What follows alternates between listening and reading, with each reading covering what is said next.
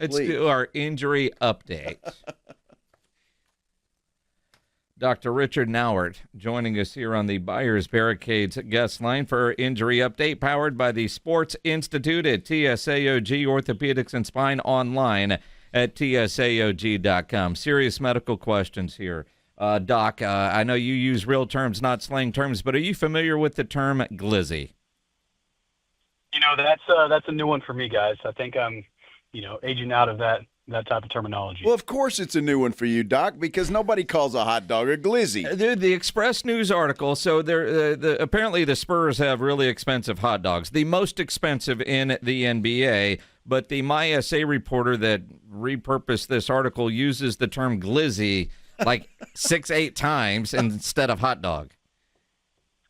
They're trying to connect to a certain audience, I guess, but they must be good. I don't know. The audience they're trying to connect to ain't going to spend $12 for a hot dog. Or a glizzy. If they just call it a gourmet hot dog, we'll all spend $12 because we're at a game and we know things are going to be more expensive and you move on. Oh, my goodness. Yeah.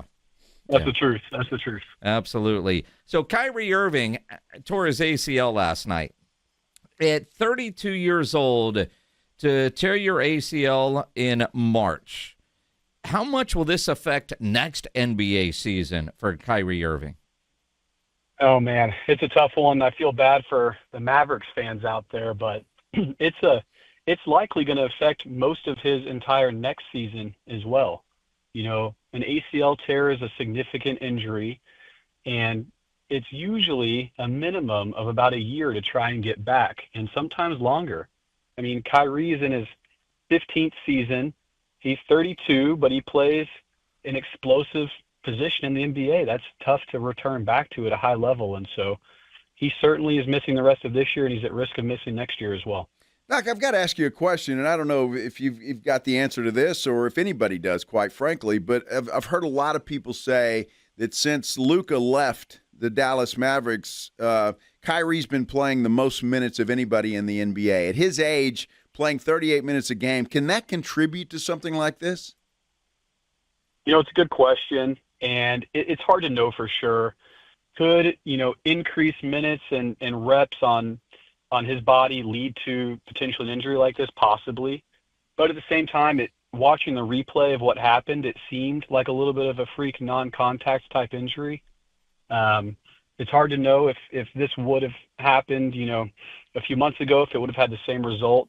Can't predict it. But bottom line, devastating blow for Kyrie and for the Mavericks fans as well. Absolutely. We were all watching, and if you didn't see it live, you certainly saw the gruesome photos posted on social media about Gunnar Helm, the tight end from Texas, had that ankle injury he suffered while doing the 40-yard dash. Now, he turned his ankle, and it swelled, although he was able to do all of his combine drills. That swelling, I'm guessing, came after he took off his shoe, but how does one continue with a sprain that is that bad? Adrenaline, honestly. When you have an initial injury like that, you do have tearing of the ligaments, which results in a lot of swelling. By keeping the shoe on and the knee or the ankle compressed with the sock and the shoe itself, you do limit the amount of swelling that occurs there. And players are able to do amazing feats, when the desire's there. And so adrenaline plays a role. Him having the shoe and the compression on plays a role.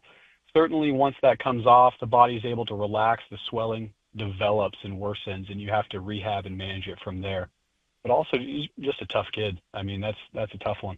Yeah, tough kid, I would say that. It was a gruesome injury, there's no doubt. Got to ask you about Dak Prescott before we go, Doc, because he spoke about his hamstring injury. He had to have surgery for that. It came off the bone, if you'll recall.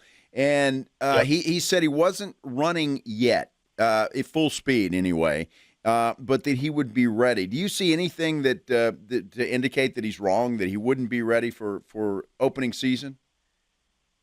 Everything that I've read and I've heard seems like he's right on track. It's certainly realistic for him not to have been cleared to do full running at this point.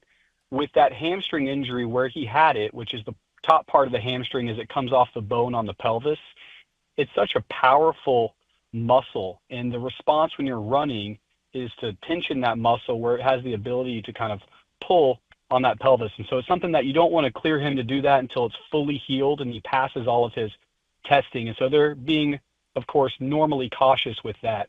But it sounds like his surgery went well and his rehab has gone well up until now. So I don't have any concerns with him making the start of the season. All right, Doc, you going to have a glizzy for dinner? I might go have a glizzy for dinner, guys. I'll have to check it out. Yeah, enjoy. Yeah, enjoy that. Appreciate it. Dr. Richard Nauert joining us here for our injury update, powered by the Sports Institute at TSAOG Orthopaedics and Spine, online at TSAOG.com.